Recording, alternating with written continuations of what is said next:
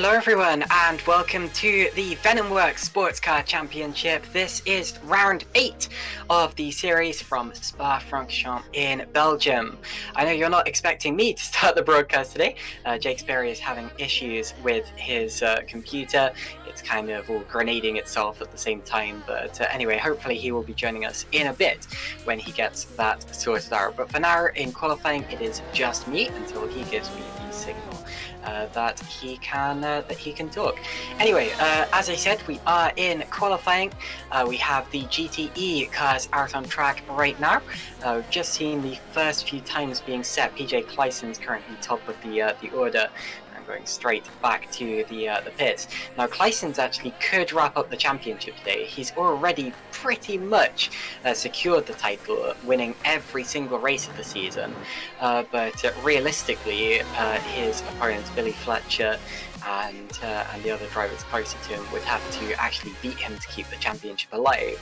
Billy Fletcher isn't actually here today, meaning it's even more likely that Claeyssens will wrap it up. Ewan Marshall and Morgan Thompson also still mathematically in contention, although they would basically need to win the race today with something awful happening to PJ Claeyssens to keep it even mathematically alive. So anyway, that is the situation in the GTE championship. It has been very much dominated by Claeyssens so far. So far in qualifying, Claeyssens is leading, followed by Marshall and Metherell, which is difficult to say. But the fastest driver in practice was actually Tom Metherell. Jake Sperry just updating me that Claeyssens needs 3 more points than Marshall to take the title. That does sound about right. And actually, yeah, looking at the championship sound, I think it's actually no. That does sound about right. So I'll try to work that out a bit more during the warm-up, but anyway, yeah, that sounds about right. But anyway, Tom Metherell, as I said, was actually fastest in practice out of the GTE, so he could be very he could throw a spanner in the works today. Metherell hasn't made that many rounds of this championship so far. In fact, this may even be his first. I'm just trying to look on the... oh no, never mind. He has made 2 previous rounds, but this is definitely his best chance of a good result. We're watching him as he goes through the Curva Paul Frere and Stavelo, almost dipping wheels into the gravel, keeping it under control.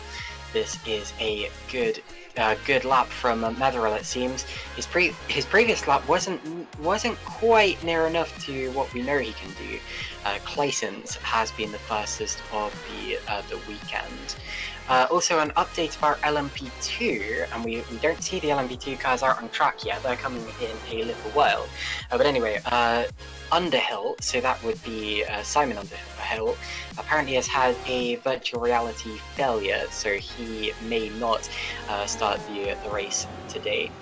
And back to GTEs, of course, we know that Billy Fletcher won't be starting the race. He had other prior commitments. But anyway, not much longer to go in the GTE class. The checkered flag, remember, comes out at 8 minutes into this session.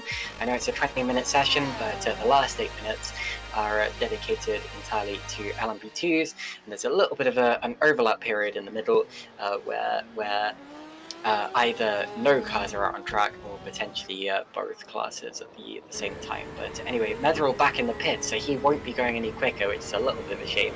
I was hoping that he would throw a spanner in the works, but anyway, PJ Claeyssens just starting his last flying lap. Probably doesn't need to set another one, because he is leading this session by 0.6 of a second and looks to have a very comfortable pole position as it stands. So let's have a look at one of his opponents. Well, Ethan Bass won't be improving. He is slow by the edge of the circuit. Let's look at Steve Hobbs as he comes down into the middle sector of the track. That's the right, then the left, known as Piff Paff. Interesting names for the corners, but that is indeed sorry, that is indeed what it's called. And then out towards Stavelo and Curva Paul Frere. also known by an older name, which kind of escapes me at this point in time. But anyway, up towards Blanchimont, very, very fast. And in the GTs, I'm not entirely sure if it's flat. I think it should be. I know GT3 struggled to take it flat, especially in the race. So I think GT should just about be flat out through there. I know the LMP2s probably will be. Braking towards the bus stop chicane, which isn't technically a bus stop, but it goes up here. Oh, and he's in the pit. So that, I think, will be the end of the GTE session. Not sure if anyone else is actually improving on their time. What about Mathieu van Delden coming out of the final corner? He's got some time to be gained, and I think he's going to stay 7th in class there. So, yeah, not many improvements towards the end of the session. And really, I'm mostly looking forward to seeing how the LMP2s do here. Jonas Gillis could potentially improve coming out the final corner. Crossing the line, no improvement from him either. So it looks as if the earlier laps were going to be the ones that counted. Only other driver I see on the track at the minute is Damien Shave, but I think that he saw the checkered flag, in which case this would be his in-lap. But yeah, LMP2 is coming up soon, and just to remind you of how the LMP2s look in terms of the championship, they're much, much closer actually. It's not quite the runaway train that we've seen from PJ Claeyssens. We have, let me have a look. Neil Andrews is leading the championship with 110 points ahead of the 95 for JPW Ringwood. Then it's Ben Johnson, Danny Henney, and Jelle Pieter Hoogland. Not sure that all of those drivers are here today. Hoogland doesn't appear to be, so that's a shame. No Hoogland. Neil Andrews is, Ringwood is, Johnson is, and so is Danny Henney. So we have all of the top 5 except for Jelle Pieter Hoogland. And they will go out in 1.5 minutes time to fight for pole position. Other cars in this class that I haven't mentioned, Josh Johnson, who I believe is the brother of Ben Johnson, Phil McDougall, David Nichols, Danny, sorry, I did mention Danny Henney. Simon Underhill is the other LMP2 car in that class, although because of his virtual reality failure, we don't actually know if he's going to be making that start. Apparently okay, I'm looking at the older championship standings. So it appears to be that there is a 25-point gap in the LMP2 championship standings rather than the 15-point gap that I mentioned before. Let me have a look back at that. Indeed, so it's Andrews leading by 151 points over JPW Ringwood's 126. And it's Ben Johnson, Danny Henney, and Jelle Pieter Hoogland, who of course isn't here. So the drivers you really have to look out for in terms of the championship fight are Andrews and Ringwood.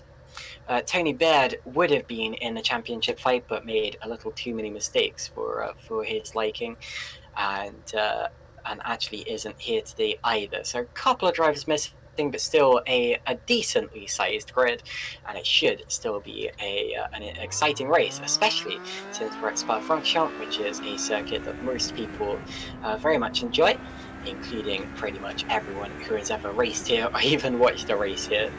Anyway, out onto the track go the LMP2s. The LMP2 session has begun. These are, of course, all HPDs, which are older style LMP2s. And I can imagine there's probably going to be quite a lot of slipstreaming, especially from the drivers who have teammates here, as you have the long Kemmel Straight as well as other straighter sections of circuit. Now, I can finally announce that after all of his problems and all of his computer setbacks, we do have a Jake Sperry. So welcome in, Jake Sperry. Thank you very much, Caitlin. A good job as always, but this is a really interesting championship that we find ourselves looking at right now. It's going to be an interesting battle here in the LMP2 category division, and this is where all of the battling and the fighting is definitely going to be had. It's a 2-horse race, this championship. Neil Andrews and JPW Ringwood have had all of the spoils of victory so far this season. It's been 4 wins for Neil Andrews. It's been 3 wins so far for JPW Ringwood, and this championship now lies here at 25 points in Neil Andrews' favour. But that's now just under 1 race margin. It's got to be a lot better from here on in from Andrews, and here at a longer speed circuit, despite the fact that this is typically one of these tracks, Caitlin, we see where it definitely becomes a guess who in terms of the setup. This might be the time where Neil Andrews finds something that he needs, but JPW Ringwood is never a million miles away. JPW Ringwood has been one of the fastest drivers in this series. He won last time out, of course, and his fans in the YouTube chat nicknamed him JPW Winwood, which is a name that I'm sure will stick and carry over to today. Just waiting for those guys to turn up. He's got a great fan base, has Ringwood, and very much deserves it as he fights for the championship. Of course, Neil Andrews has had the upper hand on him this series, but they've been very evenly matched in terms of pace. Andrews just heading down the Camel Straight now. No lap times coming in, but they're starting it on this lap. They certainly are, and this opening lap is going to be so very, very key to how everybody is going to be trying to get those laps working for them here today as they all funnel through up the section. Keep an eye out on Danny Henney as well. Looked very, very good in practice for those drivers. They look to try and put some points in. Now, here's something key. There aren't many drivers here today in either category, so that's going to be key in terms of the points gain that people are going to be looking for. And it favours drivers who are at the top of the championship, Caitlin. Focus on Neil Andrews, why don't we, as he heads through the second half of the lap here, going through the double apex left-hander of Puon, heading towards the right and the left chicane here, the Fania chicane as it's known. It has the colloquial name of Piff Paff, of course, before heading to the campus corner here, which is the next right-hand bend out on track. How key is it today that Neil Andrews knows that he's having a big wiggle for one, but crucially doesn't have to worry too much about losing the championship lead? That probably would have cost him about 0.3 of a second, maybe 4. But anyway, up the hill he goes again towards Blanchemont. This will be completely flat out in the LMP2s, as I mentioned earlier. Although it's not exactly easy flat, you have to be wary of that curb on the outside. It can really spin you around, and you can't be doing that on a qualifying lap. Into the bus stop, and we're about to see the first flying lap being set from Neil Andrews, and it is a 2. It's not a flying lap. Okay, ignore me. I think it may have been invalidated. First flying lap actually comes in from Danny Henney, which is a 2:05.617. Although the fastest lap in practice was actually Neil Andrews on a 2:04.016. So we know that the drivers can go a lot faster than this. And yeah, these aren't representative laps just yet. It'll take a little while for the tyres to get up to temperature. They're on new tyre model version 7, as they have been for a very long time. Up the hill goes JPW Ringwood in the number 8 car, going through past Radion and onto the Camel Straight. This long climb up the hill, which was a lot longer back in the earlier days in the 1950s and 60s. Of course, with the old Master Kink being one of the most fearsome corners in all of racing. But it's Henney from Ringwood from McDougall. Only 3 drivers able to set lap times in all of the racing that we've got. This is also worth noting, car number 65, David Michael Nichols here, having a first run of the season here today. So it will be a very interesting battle to see how well David Nichols is going to be able to be pushing along in the satellite racing car. And I have to say, it looks absolutely glorious with the blue, the purple, and the pink as well. It is going to be a sight to behold as it goes around this place with the white trimmings on the outside of it as well, as every driver searches for the magical lap, Caitlin. Indeed, magical lap is, I think, definitely will be what Neil Andrews is searching for. I don't know what I was trying to get at there. But anyway, up the hill he goes again. Remember, his first lap was completely invalid, and as a result, this will be his first flying lap set in the session. Same goes for Ben Johnson, David Nichols, and Josh Johnson. Oh, Josh Johnson having a bit of an off there, and that is, that's what I was talking about earlier. That's a Blanchemont getting over that curb that I said can spin cars off. Sorry, Jake. Absolutely, it's a horrible, horrible little hit, and quite often it runs yourself into a lot of trouble if you get it wrong, and Josh Johnson has. And the key here is that he's not really got enough time to get back out and going again for another lap. Invalidated for Danny Henny. Neil Andrews to the top, though, by 1.5 seconds there with that time. JPW Ringwood's lap invalidated, and because this is such a long lap around this place, it's over 2 minutes, this is their final opportunities, every single driver. So they've got to get it right now, or they're going to get it right never. And every lap now becomes so very, very vital. And in fact, just looking at it here, one driver pulling off to the side, that's Phil McDougall, who will not go any quicker than third position at the moment. So it's Andrews from Henny, from McDougall from Ringwood, and now here, Caitlin, it's last lap, last gasp opportunities. Fairly good lap from Andrews, but we know he can go faster. He went faster in practice and can do it again. But anyway, still no laps from the Johnson brothers yet. They are, or at least I presume they're brothers. I've got it wrong in the past. Jolly good. Anyway, no laps from them yet, but they are on their way to setting that. Andrews, as you said, still at the top of the times by a long way. Almost 1.5 seconds in that. So the other drivers struggling so far. Although, to be honest, Danny Henny is 1.6 seconds off what he did in practice. So big improvement needs to come in from him. And I think this is going to be the lap where he does it. Well, they need banker laps, of course, and this is the last chance. The track temp here is 20 degrees at the moment, just gone 8 o'clock in sim time. Winds blustering in from the south. Neil Andrews has to find what he needs. So does Danny Henny. So does JPW Ringwood here. Ben Johnson out there on a lap. Josh Johnson on a lap as well, as everybody starts to search. Only 5 out there can. Simon Underhill in the 170 car with the Oculus Rift issues is probably going to be in a world of hurt. But Andrews now heading to the final chicane. It's the endurance layout, so they do get that start-finish line. The checkered flag is out, so they've got no more opportunities of laps. Andrews will be first across the line then, and does a 204.034, builds the margin further there. Henny 204.463, improves in second place. Ringwood crosses the line, does not improve, starts from fourth place then, not ideal. Ben Johnson a 205.6 though, jumps up into the second row of the grid in third. Josh Johnson, with damage you'd feel,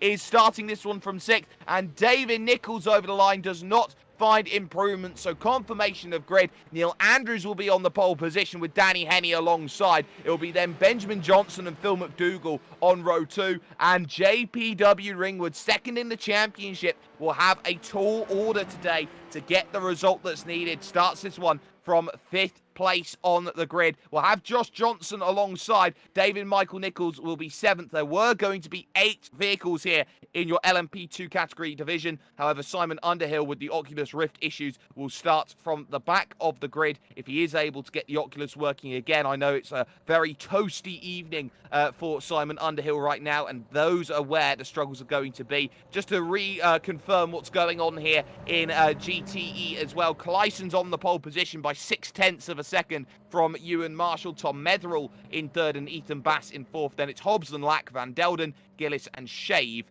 making up the pack. It's crucial, Caitlin, today for Claeyssens to go and just stay ahead of Ewan Marshall. 3 points, effectively, in a field the size of this is 1 place. Stay 1 place ahead of Ewan Marshall, and PJ Claeyssens has the championship locked up with an eye-watering 4 rounds to spare. Absolutely. So we're just about to take over to the race session. It's going to be a 1-hour race, so a lot can happen in that time, especially at Spa-Francorchamps, especially when the traffic comes into play later on.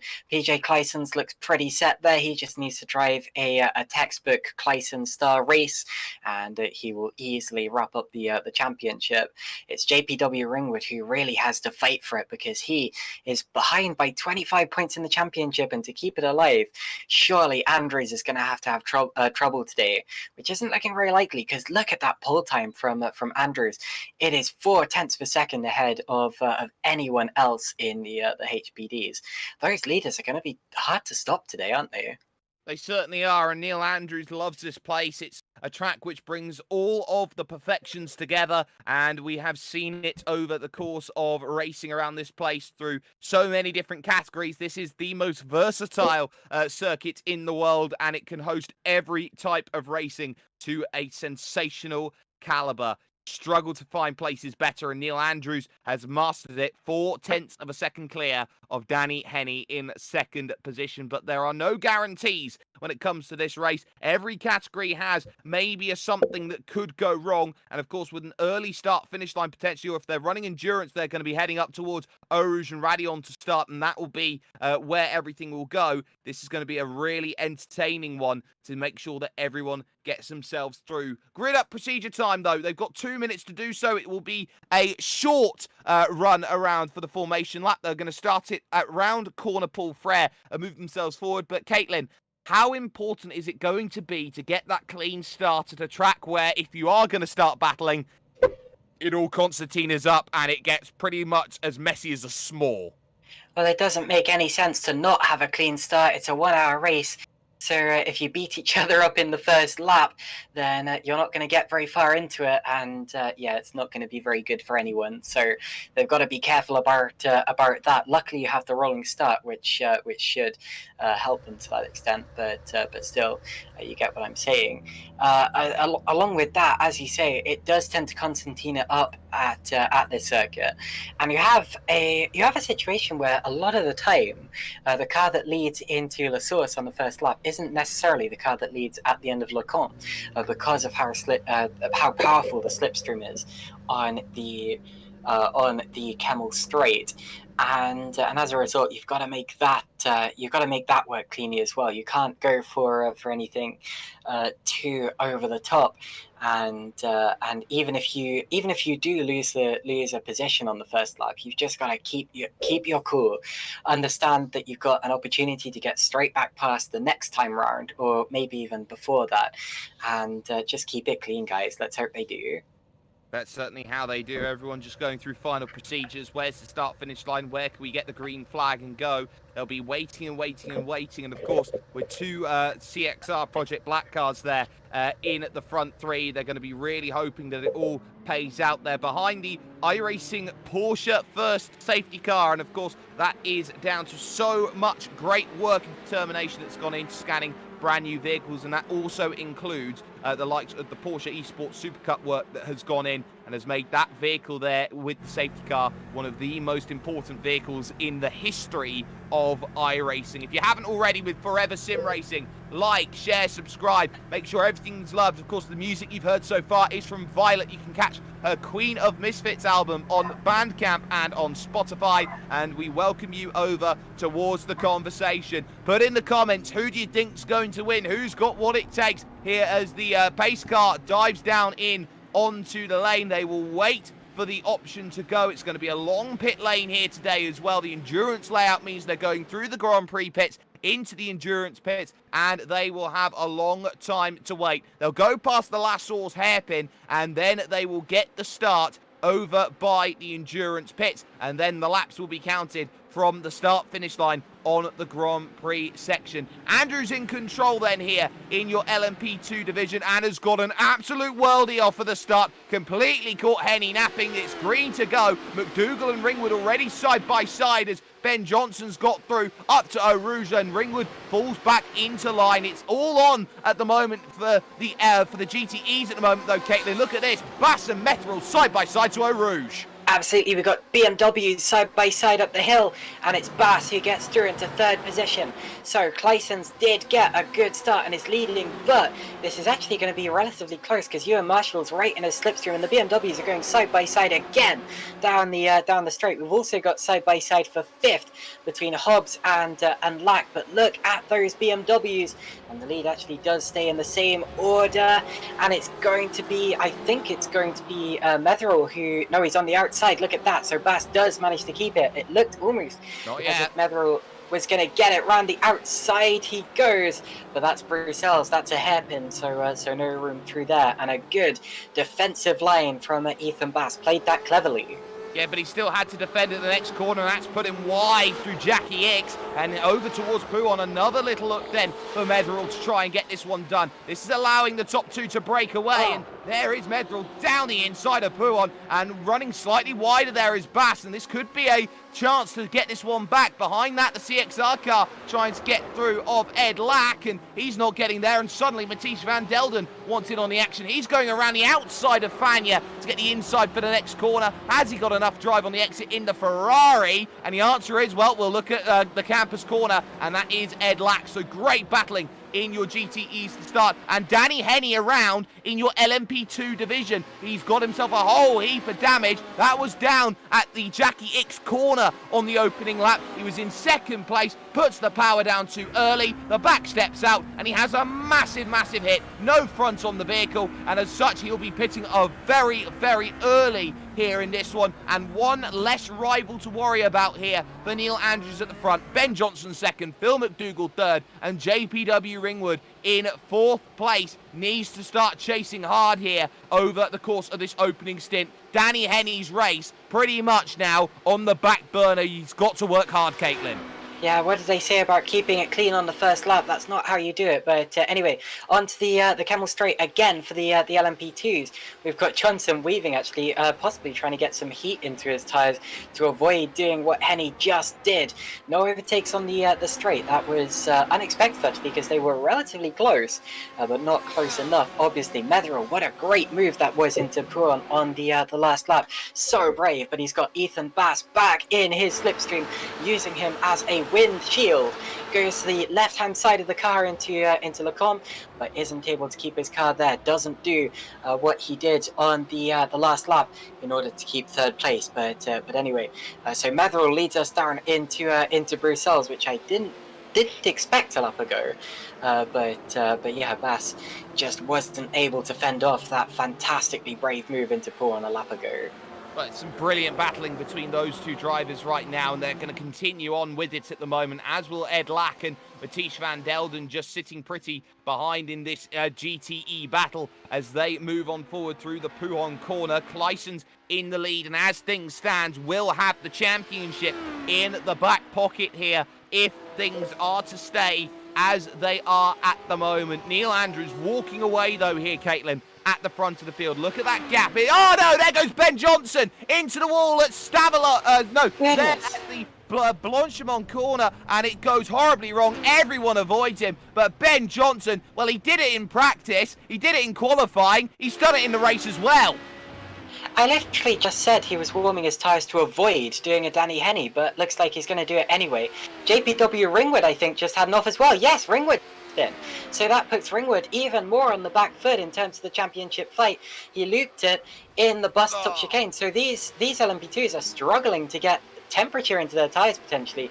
Just no grip at the present, and that puts Phil McDougall into an unexpected second place. 3.2 seconds separate the leaders now.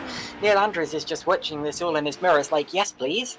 It's all cold, and it is a CXR 1-2 at the moment. Here comes Simon Underhill. Had Oculus issues, couldn't qualify the car, started from 8th place, and he's thinking maybe there's a podium on the horizon here, trying to attack Josh Johnson here for 3rd place. So there's everything going on right now in the LMP2 division, as it is also going to be here the longest pit lane they are going to deal with all season long. It takes over a minute to get all the stop time required to get on going forward with everything that's going on in the pits, and that will be a nightmare on not Elm Street, it'll be a nightmare on the run up towards Eau Rouge and Radion. Still though, the battles go on in your GTE category. Ed Lack having a really strong look here at Steve Hobbs in the fiercely forward Ferrari, and that one not quite close enough just yet, but it's all about patience here in the early goings. You can't win a race here from right now, but we've seen so many lose it.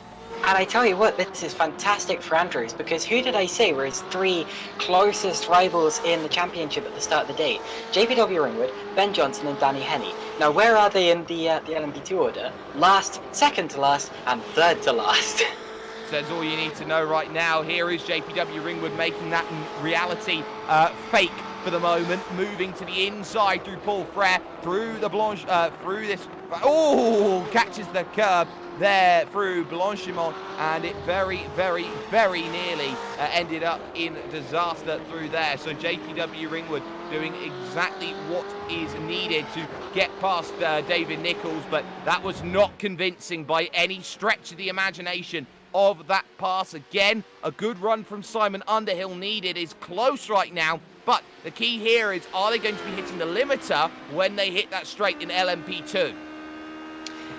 Well, let's watch Underhill as he goes up through Radion and gets a good slingshot effect there on the back of Josh Johnson, the second of the Johnson brothers. No offense to him, but anyway, not quite close enough again. So Underhill still staying back and keeping in that fourth position. But yeah, very close. The gap was less than a second over the line the last time round, and they are still pretty much locking horns. I'm also interested to see the BMW scrap for third place as that heads up the hill, because they're still right together. They're actually keeping up with Ewan Marshall, although predictably PJ Claeyssens going away into the distance. The gap for the lead in both classes now are over 3 seconds. Well, here's the little look to the inside to defend, a serpentine of sorts, as Bass will have to go the long way around here at Lake Coombe to try and get this one working. Runs out of road. Metherell just enough there to hold that place. You can't argue against it. Metherell defending third place well, with Marshall in second and Claeyssens in control at the front of this field in the Alpine car at the moment. So what can anybody do to really cover things off? Remember, there is also a manufacturer's championship, some would say, or a team's championship, which Meraki are in control of. Marshall, of course, is part of Meraki, and Claeyssens used to be part of Meraki, but has joined Alpine. So now for Ewan Marshall, he knows he needs points because he's trying to defend, and there is Lack and Hobbs side by side as they go through Pouhon. There was a bit of argy-bargy there, and it was Ed Lack who ended up on top with it, had the nose down the inside on the Ferrari in the BMW, and just with that little tap was able just to get the smallest, the faintest of margins to go ahead. Close one. So Hobbs ahead of oh goodness, well no, sorry, Lack ahead of Hobbs, and then Van Delden at this point in time, 11th, 12th and 13th overall, but in class much higher up the order. In fact, it's 5th, 6th and 7th. Van Delden with a good run through Blanchimont, but going to be understeering a little with the dirty air of the car in front. Would be more so if it was an LMP2, but anyway, has to stick behind him for this time around. An update on the LMP3 fight, that's got slightly closer again. 0.6 of a second was the gap between them last lap, but still no move between the two of them. The BMW is still locking horns, as they have been the entire way through. You can see them just up the road from this Van Delden Hobbs Lack scrap. And I think if anything's going to change this time around, it's probably going to be that. Well, it may as well be that Honda HBD considered an LMP3 pretty soon, due to the fact that there will be a brand new LMP2 coming soon to the iRacing sphere. There have been images posted saying, well, we've got one scanned, and we got one scanned from the IMSA series, so have some fun. Here is Bass again. It's the same old move. Is this going to be Groundhog Day for Ethan Bass? He tries to turn in early. He keeps the nose to the inside, and bang! Side does Underhill go to? He goes to the right-hand side, the inside, and takes third place. Now, does Johnson get him back on the exit? He gets a little bit of a switchback, but he's going to have to rely on the aerodynamics on the slipstream. Up the hill they go, up through Radion, and it looks as if he had to have a slight lift on the entry because he caught him in a bad place. Well, it sometimes happens like that, and that was Josh Johnson there, finding himself overtaken by Simon Underhill. He had a little wiggle through Blanchimont that was never going to be useful, but ultimately able to gather it back up. Simon Underhill gets the place, moves up into the third position overall. Now, something else that's going to be really, really key in terms of how this race is going to be going on, as we are back with pictures for you, ladies and gentlemen, right now. We do apologise that we did lose them for a little bit here, ladies and gentlemen, but what's key is the likes of Ben Johnson, Danny Henney and co, they're going to have to be going through all of the GTE traffic right now, Caitlin, and not only that, has to do so whilst passing them for position. Indeed. So, as I've just seen Johnson making a move back, he is coming through the GTE scrap. When did the BMW separate? Oh wait, that was when Metherell crashed. Okay, I completely forgot that for some reason. But anyway, not sure if you saw that actually, because that was when the stream crashed. But indeed, we did have an accident for Tom Metherell. He was fighting with Ethan Bass, and there was a little bit of netcode, and sadly. Metherell came off worse, and we've lost both him and Damien Shave from the race as well. Not sure why Shave retired, but he seemed to just drive into the pits and abandon ship. But anyway, so the race order still Andrews, McDougall, and then the fight between Johnson and Underhill in LMP2, and in the GTEs it's still Claeyssens, Marshall, and then Bass, who now has a bit of clean air and less pressure now that Metherell's retired from the race.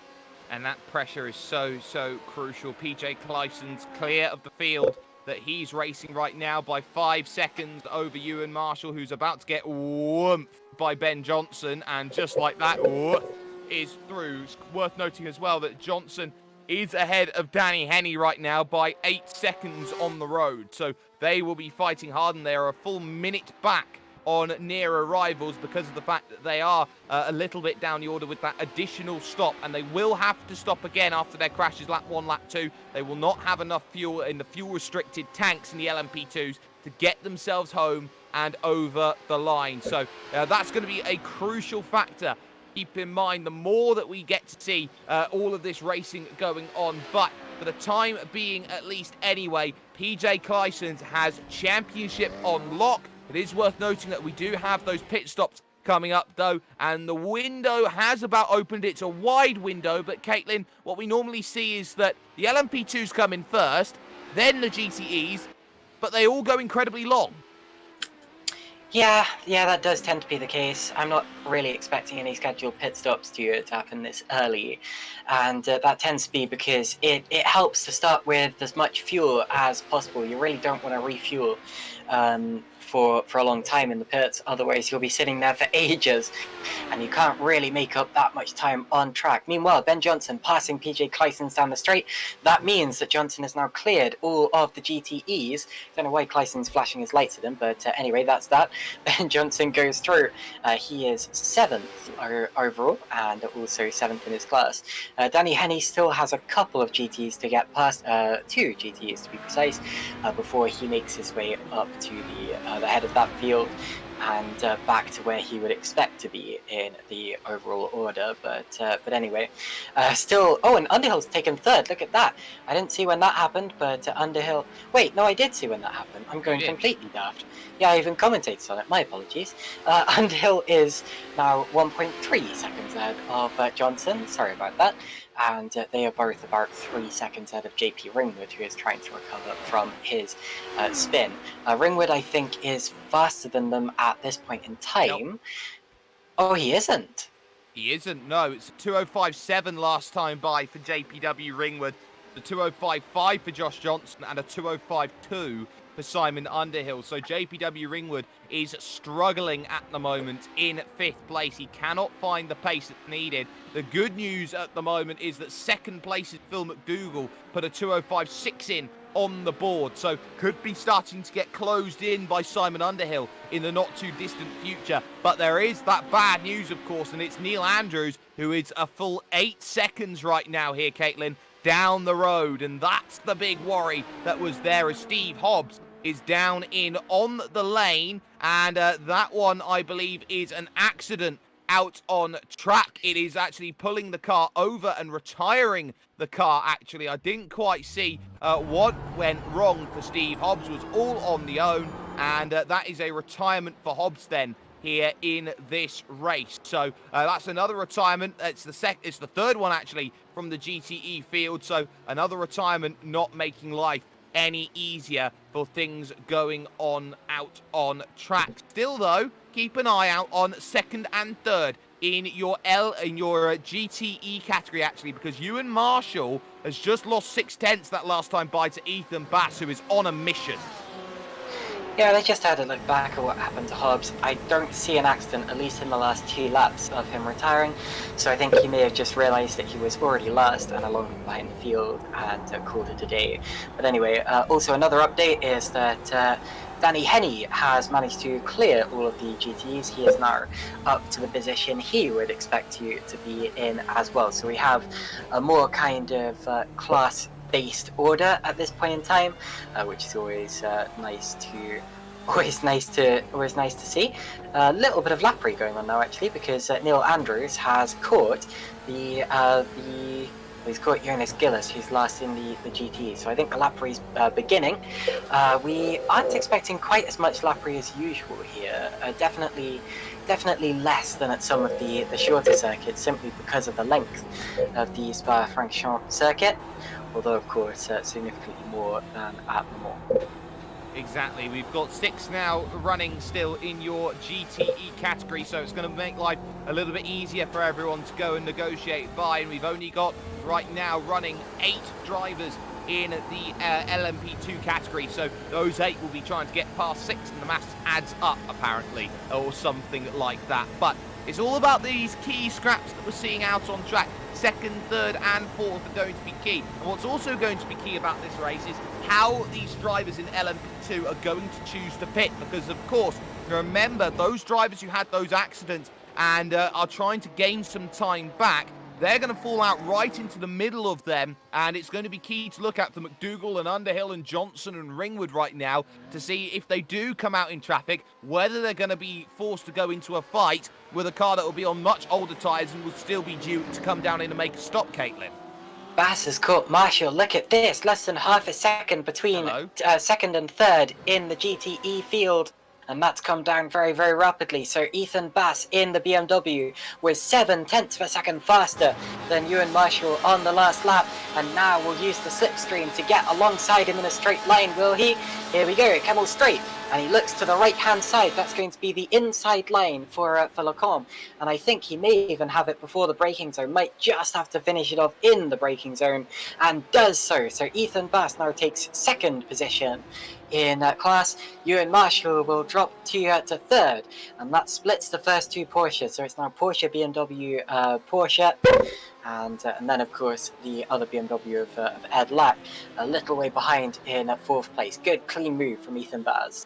Absolutely there, and Ethan Bass now makes life doubly difficult for Ewan Marshall here, because PJ Claeyssens now has buffer room in terms of this. He could finish 2nd position now and win the championship, but of course Claeyssens has won every race so far this season and would definitely want to continue. Now for 2nd in LMP2, because look who's caught Phil McDougall. It's Simon Underhill in the 170. What a story this would be after issues preventing him from qualifying with the Oculus Rift, the heat being a big disaster point. Now comes the opportunity here. Through the double apex left of Pouon, takes a much earlier braking point, can run it a lot tougher through the second half of the apex, and now the run to Fania has a little half look, thought about the inside but hit the brakes very, very early. McDougall now under pressure. That would be quite a story from Simon Underhill. Of course, coming from the very back of the grid, as you said, Jake. Just looking back to see what his best result of the season so far has been, but yeah, he's been absolutely flying in that HPD. His last lap was a 2:05.1, and that's half a second faster than Underhill. Look at that! Sorry, half a second faster than McDougall.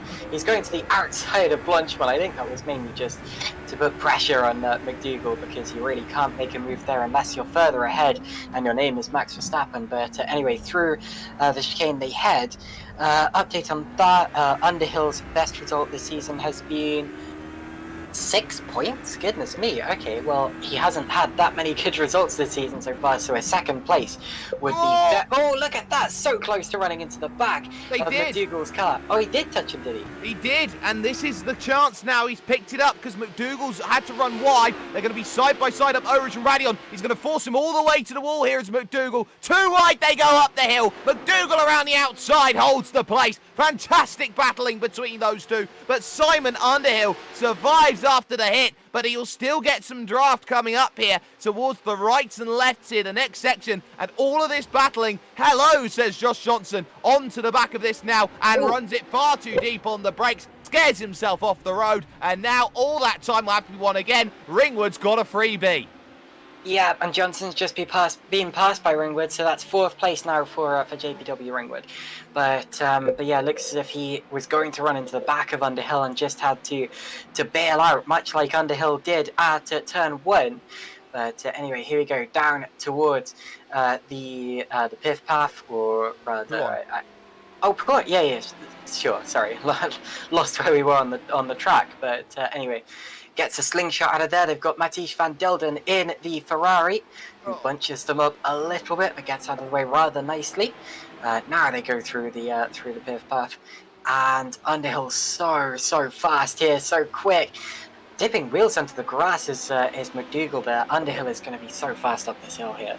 Absolutely, it's been a case of the wheels keep on rolling, but you got to continue going on the track. All of this battling is starting to really take a toll, and McDougall's trying to do everything possible here to the outside. Looks Underhill, he thought again about it, taps the brakes. McDougall runs wide, and look at the run from Underhill here. Has to go the long way round when they come to the final chicane. He's later on the brakes though, and McDougall releasing those brakes very nearly sent it back up the inside again. But Underhill now up to 2nd place. The Nomad Sim Racing car doing exactly what was needed. Ringwood now started to encroach on the back, and it's pit stop cycle for the GTE field, because that's Ethan Bass down on the lane from 2nd position at the time. So, oh no, he had an off. He had a big off, actually, going through there at Blanchimont, and he's done well. He's just glanced the side there of the tyres and has saved the car, decided that was the point to dive down into the lane, so effectively has lost 2nd position on the road to Ewan Marshall.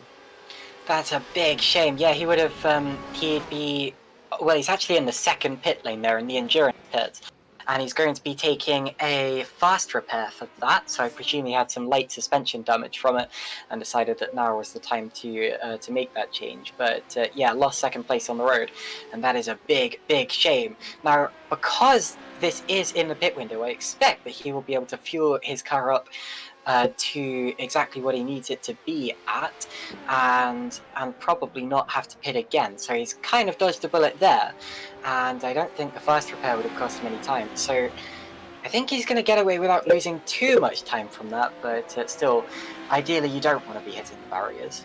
No, you certainly don't. Work to be done, and now McDougall here is under pressure from Ringwood in the LMPs. They found the CXR Project Black teammate of Ed Lack in the GTE category. It's going to be... Oh, no! No, not like that! Not like that! JPW Ringwood and Ed Lack come together there at the campus corner, and well, you can have all the information in the world. That one was a case of JPW Ringwood going a little bit too far to the inside, thinking that the car was clear. Lack kept the foot in a little bit, and that is miscommunication between Lack traffic. Suddenly, Ringwood's back down the order again. That is a big shame. They were fighting well there. Ringwood was recovering. But yeah, you have to say, it's the GT's job to hold the line, which Lack did, and the LMP2's job to find a clean way through, which Ringwood didn't.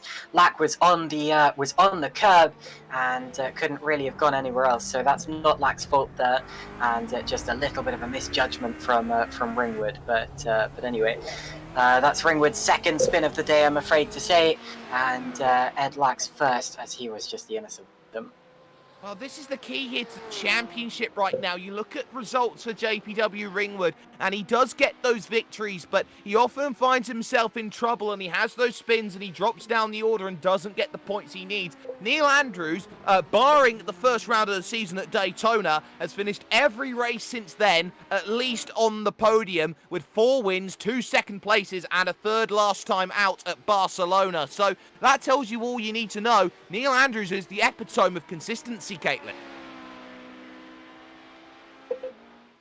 Absolutely. Neil Andrews, very consistent, leading this race by 14.4 seconds as it stands. That is a pretty hefty margin and pretty comfortable for him.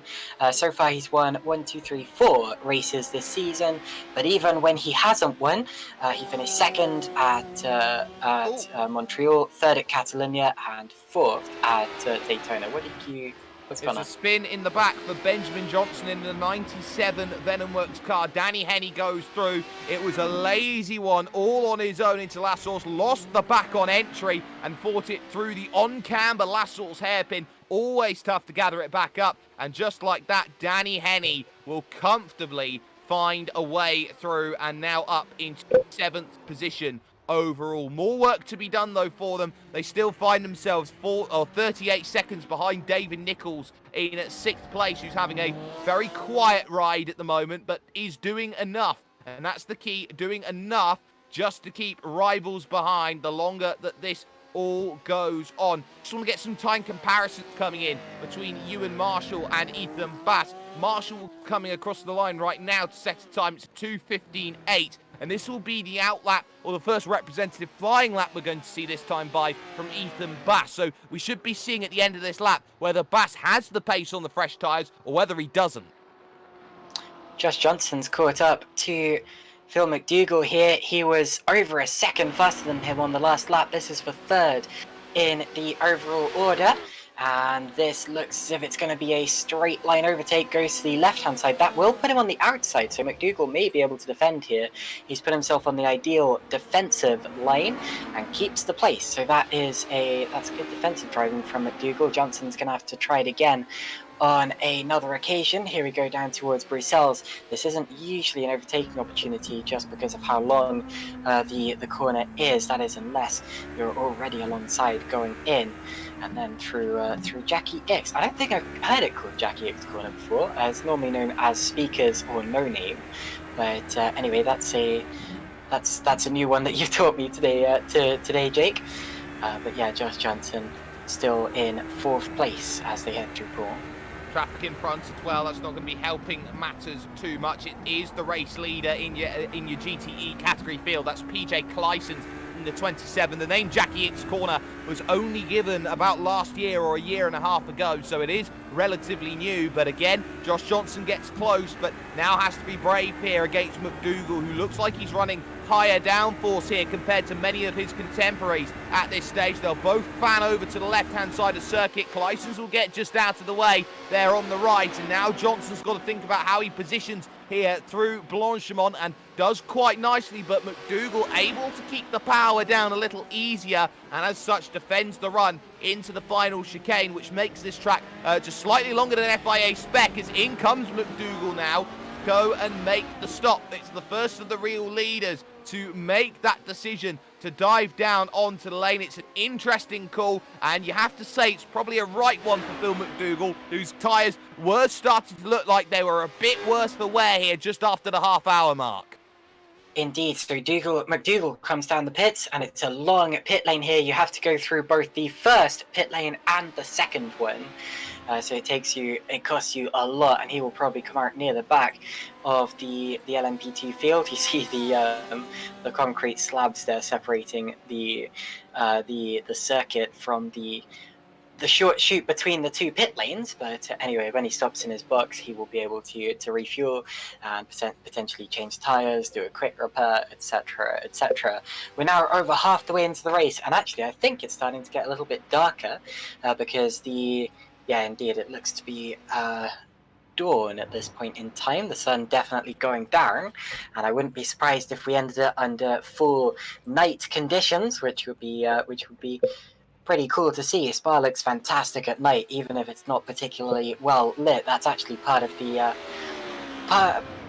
appeal of it. I hope you agree. But yeah, absolutely, and that is definitely part of the charm. Edward Lack also diving in 4th position at the time in category, so this is going to be a key stop. There is Ethan Bass, and that just tells you all of the gap you need to know. Lack is looking for his box right now, and already There goes Ethan Bass into the horizon. Out and away is Phil McDougall. Now, this is really interesting in terms of this scrap, because this means now McDougall up to speed will have mirrors full of Danny Henney and Ben Johnson not too long into the future. So McDougall here, who's in third, is still having to fight here, coming out of the pits on fresh and cold tyres. Yeah, McDougall just ahead of Danny Henney, but remember, Henney still has to stop.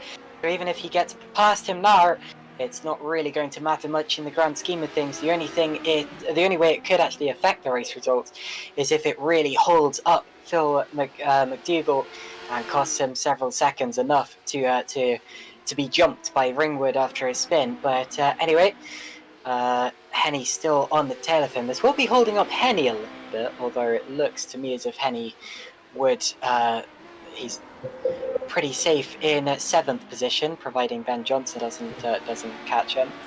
But anyway, these two 6th and 7th on the road in their class, and coming towards the end of the lap. Henny's still going for it, isn't he? Goodness me.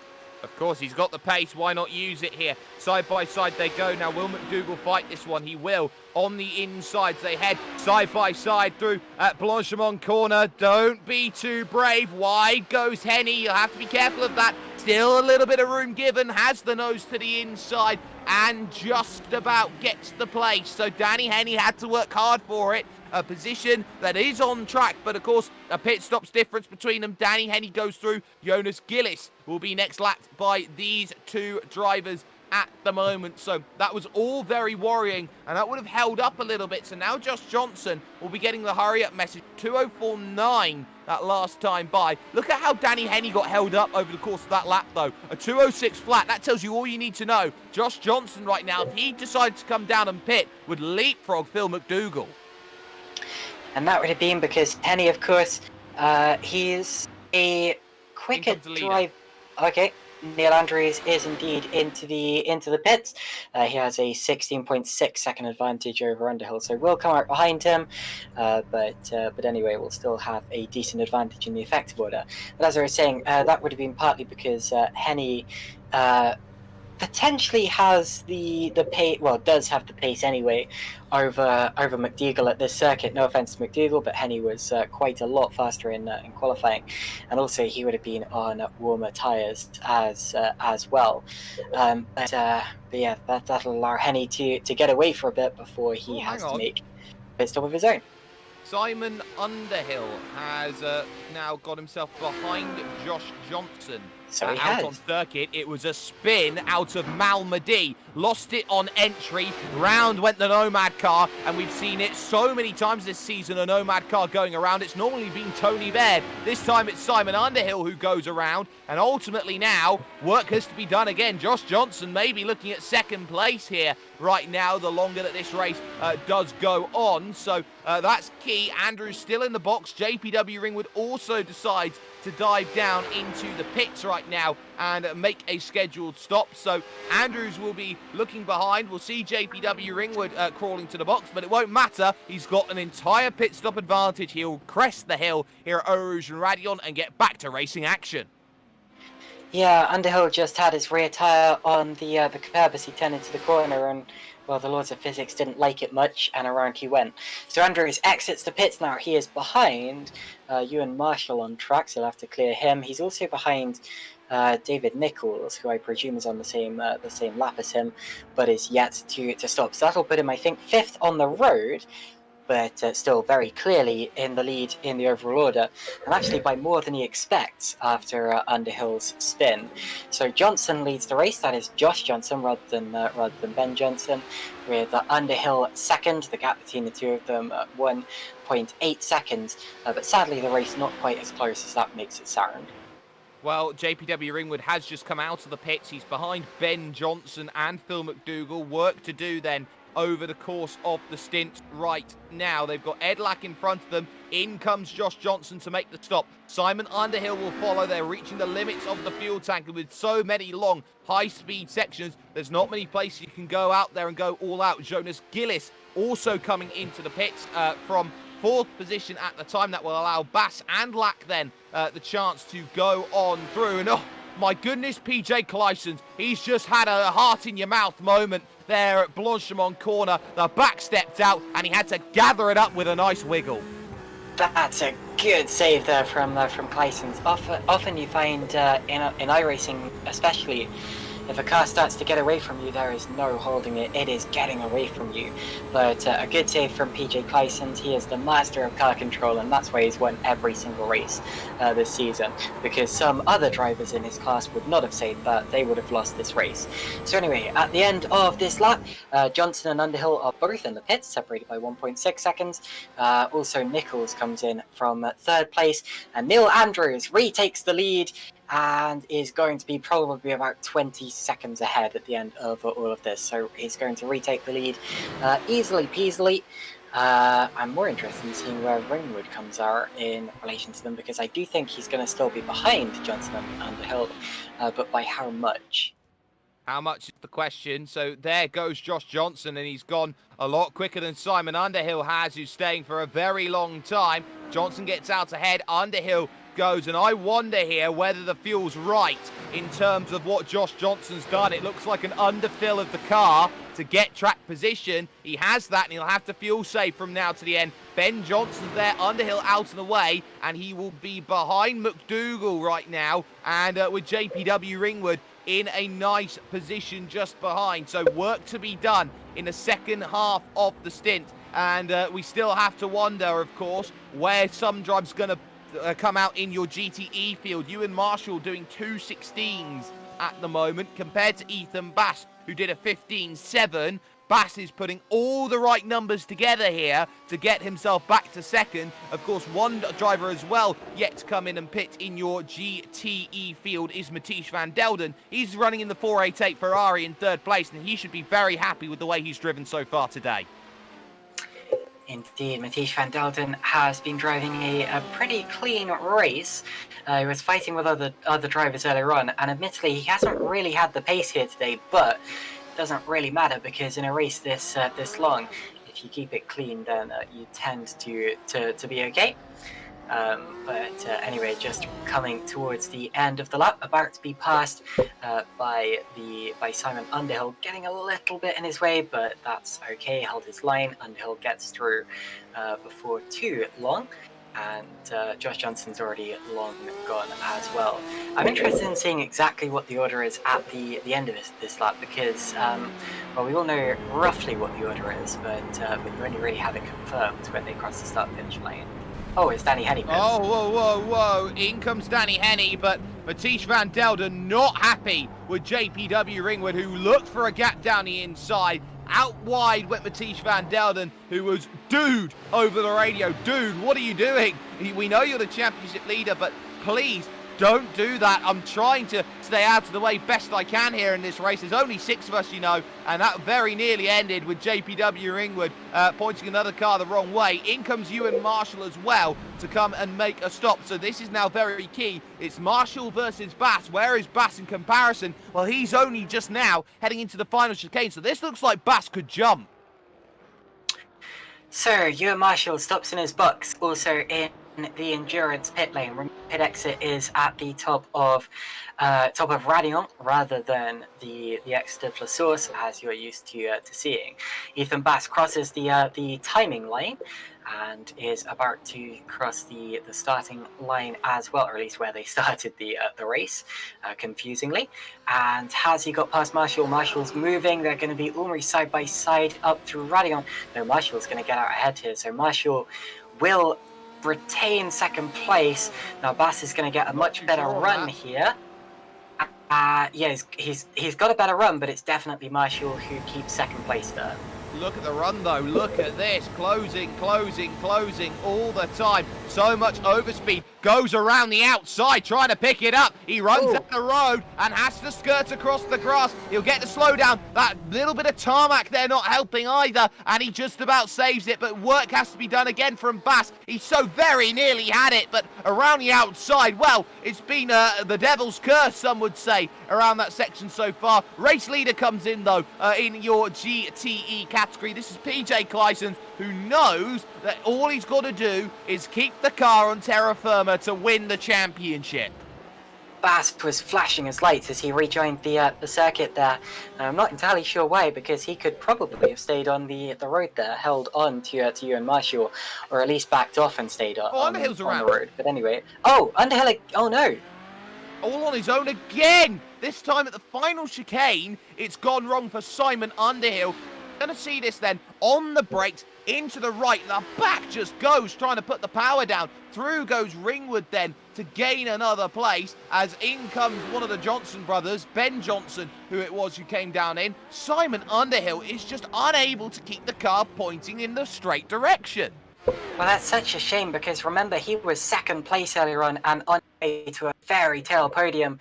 I'm not convinced he is going to be able to score a podium now. He is behind, yeah, he's down the order now. He's in 6th position, and I think that everyone else ahead of him has stop. Well, he's up into 5th position because of Johnson's stop, and I think that's probably where he is effectively in the order as well, unless I am very much mistaken.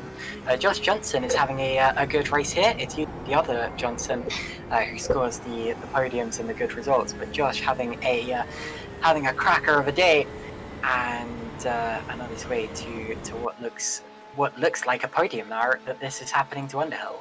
PJ Claeyssens comfortably out and away again. There goes Ben Johnson out of the pits as he falls behind Danny Henney on the road. So that's going to be key in this one. But PJ Claeyssens out in front. A championship in waiting, it looks like it could be right now. Neil Andrews in control at the front of the field in your LMP2 category, the main category, the overall leader here. He's got 15 minutes and a bit of change to go here in this one, with a lead of about 23 seconds over Josh Johnson in 2nd place, who's just pulling away from Phil McDougall. But do not count out JPW Ringwood out of a podium. Jake Ringwood wants everything right now. Josh Johnson's time over the line is a 2:05.7. McDougall crosses the line with a 2:05.4, and now JPW Ringwood's trying to put all the pieces of the puzzle together. He crosses the line and puts in a 2nd consecutive 2:04.9. He's 7 seconds back, but he's gaining half a second a lap. It doesn't sound like much, but the pressure will be on McDougall. Indeed, McDougall is being caught, but still maintaining his consistency there in 3rd place. I think McDougall is one of the only LMP2s we haven't seen spin today, along with the other drivers on the podium. In fact, I may be completely right about that, although I haven't seen anything yet from David Nichols, who hasn't really had the pace but's been running cleanly. The GTE's still running okay as well. Claeyssens is going to lead us around at the end of another lap. Marshall and Bass, the gap between them is coming out a little bit more. Bass was caught and passed by an LMP2 on that last lap, and it appears that Marshall, with the I think fresher tyres, that is if they switched tyres at all, I'm not sure if they did, stays in 2nd position.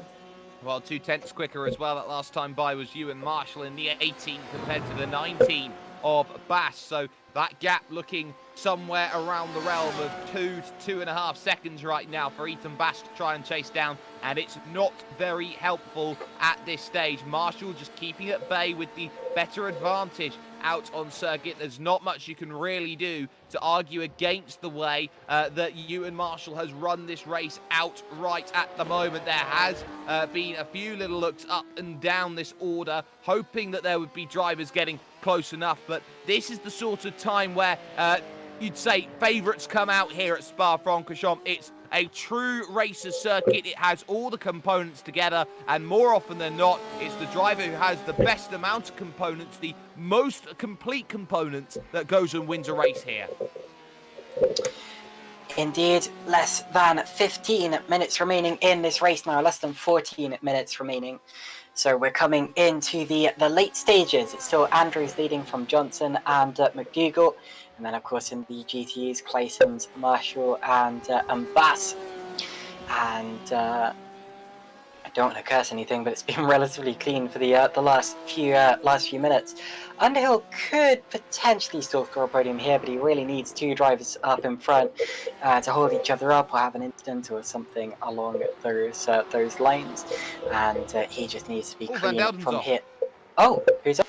Mathieu van Delden in the wall down up at Malmedive, and so he has a moment trying to gather the tyres up. He has a big spin. This is right in front of Neil Andrews, your championship leader in the LMP2s, and Van Delden just trying to get out of the way, has to put a 3-point turn in to try and get the car going forward again in the gravel, and just about able to keep the car moving. But at what cost has that happened? It means that Van Delden falls behind Ed Lack, but stays ahead, crucially, though, of Jonas Gillis. So that's Van Delden back now into 5th place. Luckily, though, he didn't actually touch the wall. He was close when doing his 3-point turn, but actually it was less close than it looked, and he, I don't think, has any damage on that Ferrari, unless he's been involved in an incident that we haven't seen. But yeah, he appears to be okay, just lost a couple of positions in that. So that does indeed put Ed Lack up into 4th position, and yeah, just a 1-to-1 change of position there, as he continues on his way. Some great battling going on up and down the order, but keep an eye on the times. Josh Johnson a 2:06.2, McDougall a 2:05.4, took 0.8 out. JPW Ringwood a 2:04.7, took a 1.5 out of Josh Johnson. So he's catching both of them right now in the battle, 2nd, 3rd and 4th. And this is exactly the right time that JPW Ringwood needs to pounce. A 2:05.7 from Josh Johnson that time by 0.56 from McDougall, 0.48 from JPW Ringwood, brings the gap down to 4.8 here in terms of the scrap for the podium. So JPW Ringwood, he's putting quali laps in. This is Red 5 Nigel Mansell territory that Ringwood's finding himself in. Indeed it is. McDougall there getting past Mathieu van Delden. So that could be important in terms of that scrap. If McDougall is indeed catching Johnson, he's now within 2 seconds of him. JPW Ringwood is indeed putting qualifying laps in. In fact, his last lap was a second faster than he did in qualifying. That's ridiculous. I presume he didn't get his lap hooked up in quali, but still, that's pretty impressive there from JPW Ringwood, and that would have actually been quite a competitive lap in qualifying. He has got Mathieu van Delden ahead of him though, although the 2 drivers ahead of him got through relatively easily. So let's see if Ringwood has the same fortune. It's kind of awkward part of the track though. It is an awkward part of the track, and well, Ringwood's going to get a good run off the exit here, and he's going to try and go around the outside. And you know what, man? Van Delden did not make that easy at all there for JPW Ringwood, and I think that was pretty intentional from Van Delden after almost contact that they had over at Blanchemont corner. Ringwood takes the long road to get around, and well, that's just some of the things of endurance racing. If you start to make enemies of the lap traffic, remember, you pass them 2, 3, 4 times over the course of a race, they're not going to make life easy. In Van Delden's defence, he did hold his line, but still, yeah, that was a little bit difficult. Johnson's in the wall! Josh Johnson in the wall from 2nd place, smacks it hard over at Blanchemont corner. It's both Johnsons in the wall at exactly the same place. He just catches the inside curb, can't hold it on the outside. He 360 barrel rolls it, hits the wall a 2nd time. It looked very similar to the likes of Kimi Räikkönen. Josh Johnson is out. That is a massive crash and a huge shame for Josh Johnson. I was commenting how well he was racing and how clean the race had been recently, and Johnson has done a massive flip off the barrier. So McDougall is now up into 2nd place, and I'm afraid we're going to have to nickname that corner Johnson Turn. But anyway, Andrews leads, McDougall 2nd, Ringwood is now up into 3rd, which should keep the championship alive a little bit, although Andrews still pulling away from Ringwood quite comfortably here, and that will put Underhill back up into 4th place. So the podium might still be on for him if something happens to another one of his opponents up ahead, but he's in traffic with Van Delden there. But yeah, huge shame for Josh Johnson, just lost it. It happens just like that, and it's always at that point where it all starts to fall apart, and Josh Johnson really did not want that in terms of towards the end of this race. We are inside the final 10 minutes. We are looking towards inside of the final 8 minutes here in terms of this race. Neil Andrews comfortably at the front of this field, running the low to mid 2:04s at this stage, or sorry, the mid to late 2:04s. He has the fastest lap of this race so far. That'll be an extra bonus point in the back pocket, and just being able to walk away has been doing enough time and time again for Neil Andrews and the way that he wants this race to run. I won't be expecting a form finish here because there's no guarantees here with Phil McDougall in second position overall right now. JPW Ringwood, despite having issues with the traffic, is still trying to do everything. It's Ed Lack next, which is going to be a little bit of a trouble point right now because it's CXR car, it's a CXR car he is trying to get by right now and should be able to do so here on the start-finish straight. He thinks about the left, he decides to go to the right instead, but the gap down to 3.3 seconds with only about 4 or 5 laps remaining in this race, Caitlin. And props to Josh Johnson, who has returned to the race, and it looks as if he will see the check. So that's good sportsmanship, not giving up after his accident. And yes, he will be a long way down the order, but he is still in, well, even if he's not really in the race, he is technically still in the race. Meanwhile, his brother has just crashed, and guess what corner it was at? Oh, not again. So Ben Johnson will not be finishing this race, I'm afraid. Will put him a long way down the championship. He was in third place, but yeah, lost it at exactly the same corner in exactly the same way that he lost it earlier on, and exactly the same way that Josh lost it just a few laps ago, meaning this is not going to be a good day for the Johnsons, but at least it looks as if Josh is going to see the checkered flag, which has to be commended.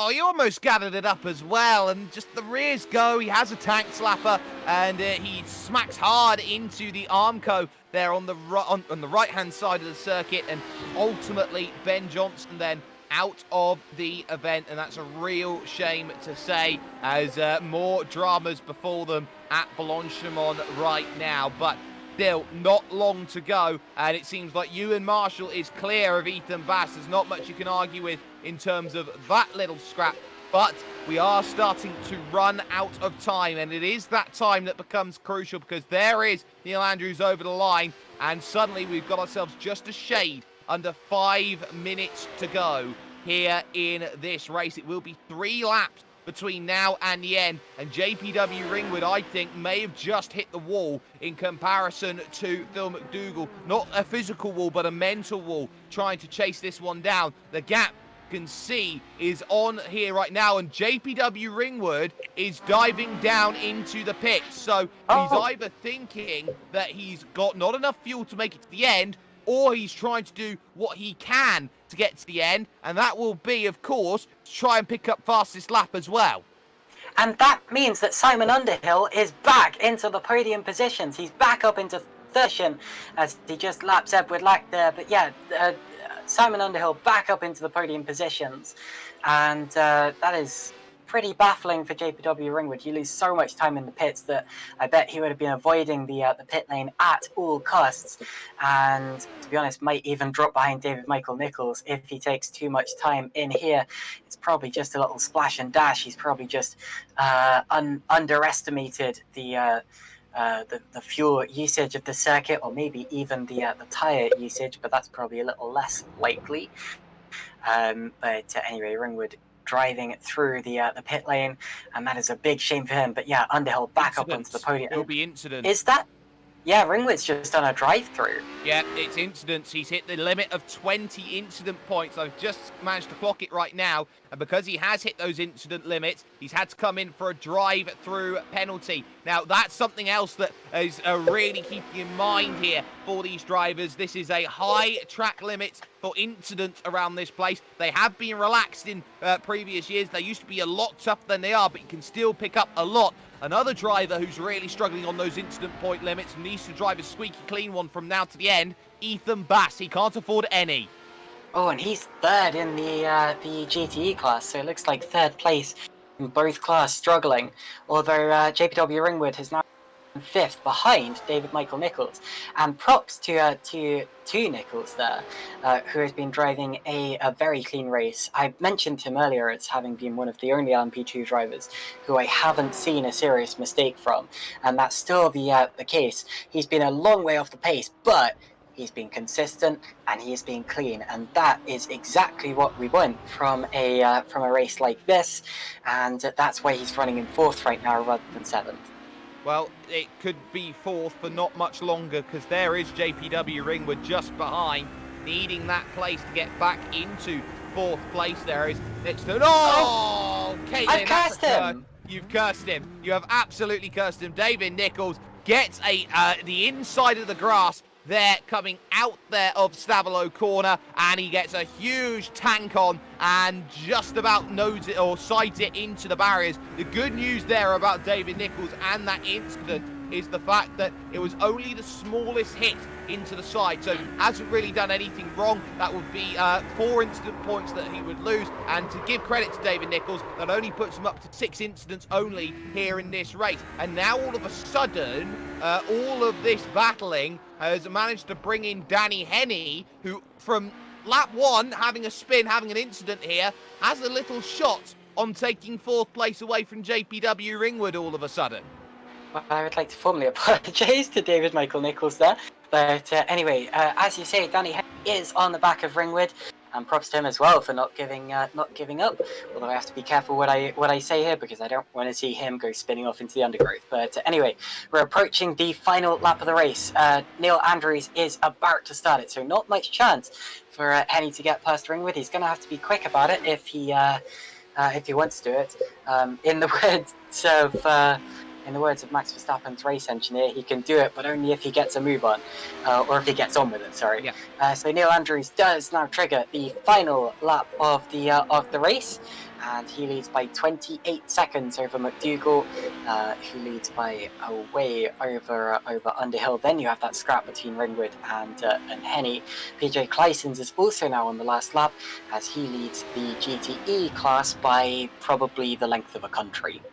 Well, we can see Ewan Marshall heading into the last source hairpin right now. PJ Claeyssens is already through Radion and onto the Kemmel Straight, so it's about 15 seconds, give or take at the moment. PJ Claeyssens at the front of the field has not put a foot wrong, has had to save the car on one occasion, which is more than he normally does, but he's done a brilliant job of things so far. Phil McDougall there in 2nd position. He's had a great run. And of course, there is Neil Andrews just going through the motions right now, heading down the back stretch here towards Pooh on the double apex left-hand corner. He's done absolutely everything right when it's come to this race. He got pole position. He's got fastest lap underneath him as well. And now he's thinking about taking a maximum 27 points out of Spa-Francorchamps to head to Silverstone next month, and that will be a key battleground to see who can find themselves really doing well when it's back-to-back British tracks for the next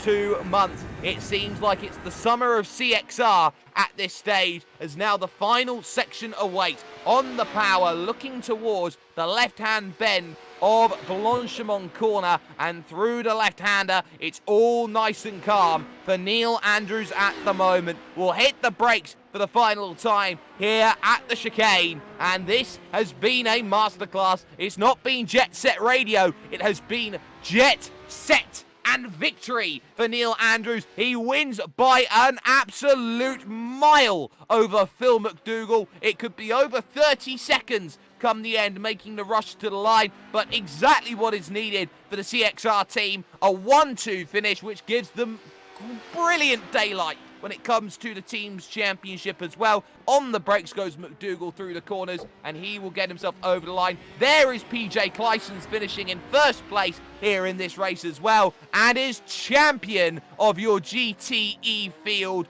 and he has done so with 8 consecutive victories again and again and again. PJ Claeyssens is your GTE champion, Caitlin. Absolutely incredible drive, as always. Been unstoppable this year, driver of the day every single time, and I've got no idea how he does it, but yeah, absolutely brilliant. Danny Henney, meanwhile, is going to attack JPW Ringwood here, I think, up towards the chicane. This could get a little bit hairy. This is, of course, over 4th position, so just missing out on a podium, which will go the way of Simon Underhill. It already has done, actually, and that is an amazing drive from Underhill from the back of the LMP2 grid. Now, here we go, Henney and Ringwood, and I think that is Henney's last chance gone. So Ringwood is go. Oh, Is Ringwood out of fuel? Outside, and no! Oh, it was a good effort from Danny Henney. Had 2 incident points to play with as well, and it just didn't pay off. It was brave, but JPW Ringwood survives for 4th place. More points dropped, and it's another 15 that go away from JPW Ringwood there, finishing with 12 points from the race. And suddenly here, the championship gap overall rises in LMP2 to 40 points for Neil Andrews. Confirmation of results. The final couple of drivers will make their way over the line. Jonas Gillis will be the last. Neil Andrews picks up the overall win in 1 hour, 1 minute and 18 seconds. The margin of victory, 29, come the end over Phil McDougall, his teammate, for a 1-2 finish. The 3rd time they've had one this season. Simon Underhill puts a Nomad car on the podium for one of the first times this season, here with JPW Ringwood 4th place, ruining missed opportunity. Danny Henney picks up 5th with David Michael Nichols. One small spin, but drove a pretty good race in 6th place. 7th place in class going to Josh Johnson here, and then to GTEs, where PJ Claeyssens has secured the championship here with 4 rounds to spare. His 8th straight victory, 8 in a row, and he has done so at a canter once again. Ewan Marshall was his nearest rival in 2nd place, with 3rd going to Ethan Bass. Ed Lack picks up 4th overall with Matisse van Delden in 5th and Jonas Gillis in 6th. Your retirees from this one, though: Benjamin Johnson, after twice running into troubles at Blanchemont Corner; Steve Hobbs, Tom Medrell, and Damien Shave all fail to make it over the line come the end of racing action. But Caitlin, 1 month from now, we talk about Silverstone and what's going to be coming up with that. Some brilliant action will be due there. And the next question becomes, well, the form book is going all the way in terms of Neil Andrews. Has he got what it takes around a track which is very similar in some characteristics, in the fact that, yes, it may be high speed, but at the same time, you got fast sections, you got slow sections. How will this setup change from week to week? And especially knowing that we're going to be right on the cusp of knowing how this championship's going to play out. Indeed. So, Simon, what's his name? Andrews. Yeah, that's who I was going to say. Extends his championship lead in the HPE class, and that is his... I've lost exactly what I was just going to look at. My apologies. That is his 5th win of the season from 8 races. Not bad at all. And he will lead by over a race win's worth in terms of points. So over 25 points, and of course add on the extra 2 bonus points you can get from fastest lap and pole position, and it is exactly the same.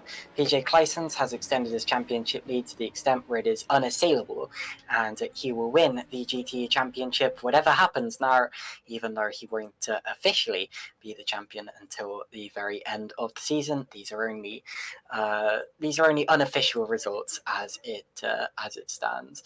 But yeah, what an amazing performance from both of those, showing us exactly why they are championship leaders and why we should revere them heading towards Silverstone as well.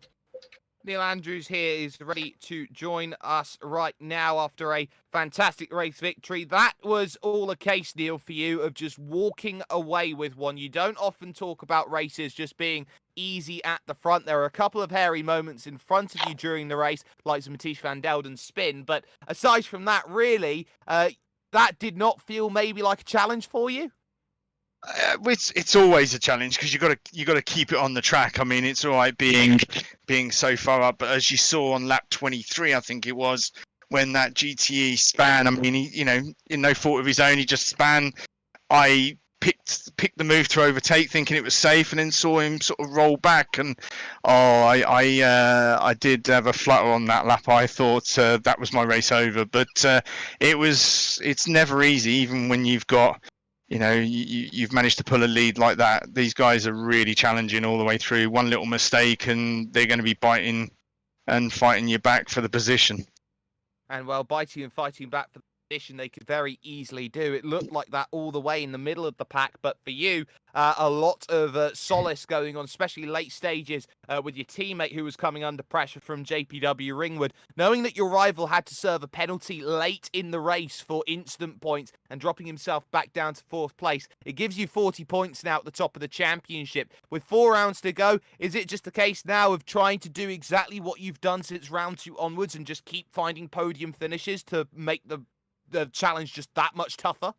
It certainly is. I didn't realise JPW had a penalty for instant limits. The track Spa is very difficult to, keep the instant limits down, especially if you're in a battle that these guys seem to be in. Your sort of your apexes are taken away. Your car in front sort of blinds. You can't sort of hit the corners that you're after.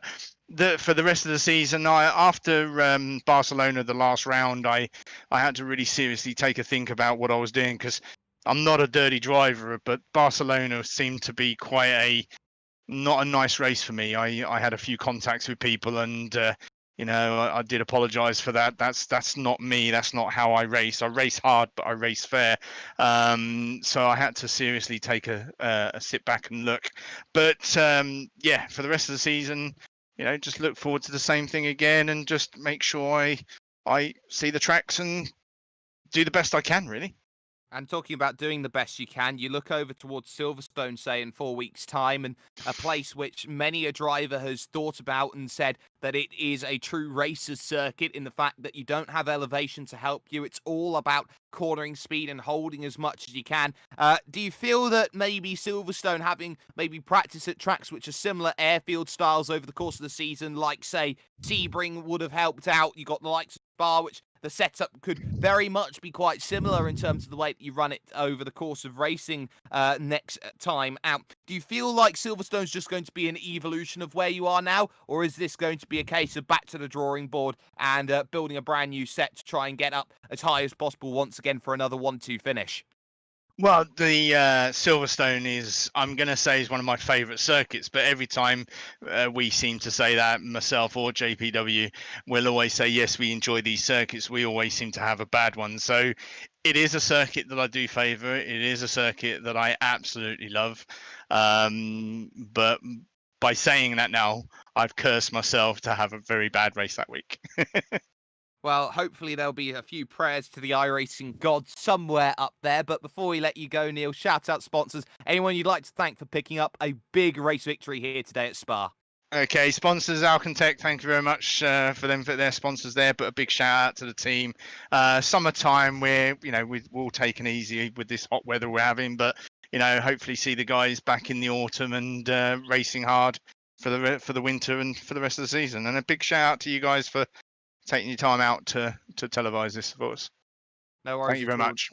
No worries at all. Neil Andrews picking up the race victory overall here as we bring proceedings over to a close here for this one. A massive thanks, of course, to everyone who gets it done for us, especially to Violet, who has been on the music. You can catch her album Queen of Misfits Fair, and of course her Super Pony World Fairy Tales as well, on Bandcamp and on Spotify if you have not already. But crucially, from Marco Barbanera, from Caitlin Penny, and from myself, Jake Sperry, it's been a pleasure to have you along with us for the ride here today. It's been a big day for a number of reasons for a number of drivers. Neil Andrews extends his championship lead to 40 points. He now has what he needs. Just get the podiums, and JPW Ringwood has to win every round from here on out to bring the challenge in. It will be a case of least mistakes now takes this title. More crucially than that as well, a title is there. It's a crowning achievement for PJ Claeyssens, who puts 8 on the board and says 8 up,